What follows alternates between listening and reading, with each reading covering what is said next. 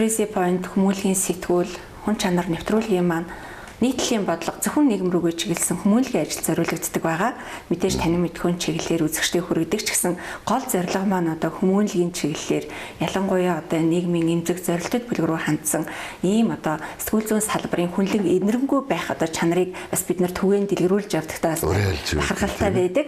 Мэдээж энэ 32,800-аад хүнд бодит тусалцаа үзүүлэхэд хувь хүмүүс, албан байгууллага, шийдвэрлэх төвшний олон мянган хүмүүсийн Монгол хүний одоо тэр цаснд нь байдаг хүн чанар бол одоо гэрэлтэж хүн чанарыг өдөөж гэмээн олон мянган хүнд бодит тусалцаа үзүүлсэн гэж бодож бас дотроо Монгол төмнөрөө их бахархаж явдаг.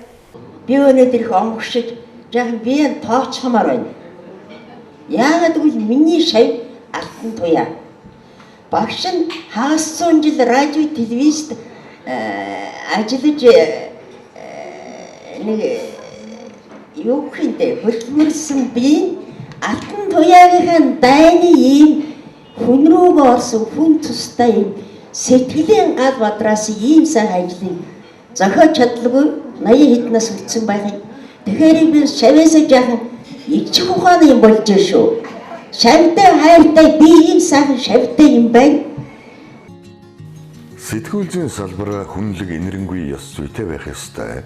Энэ ч утгаараа хүн чанар нэвтрүүлэг Crazy Point сэтгүүл байгуулагдсан цагаас эхлэн нийгэмлүү чиглэсэн сайн сайхан гэгээлэг зүйлийг түлхүү сонирдуулж хэн нэгэндээ сэтгэлийн дэм хайрлан хувь хүн албан байгууллагууд шийдвэрлэх төвшний хүмүүсийн тусламжтайгаар зохих хууль дүрмийн дагуу асуудлыг шийдвэрлж бичиг баримтгүй иргэдийг бичиг баримтжуулж газар гэр байр өвдөж сувсан хэн нэгэнд эмчилгээний зардал гэдэл эрүүл мэнд боловсрал өдөө аж ахуй хууль эрх зүйн бүхий салбарт хүмүүнлэгийн ажлыг түгээн дэлгэрүүлж 32,800-аад хүнд бодит тус дэмийг хүргэн ажиллаж ирсэн нь алтан туяа сэтгүүлчийн нийгэмд оруулж байгаа хувь нэмэр болов.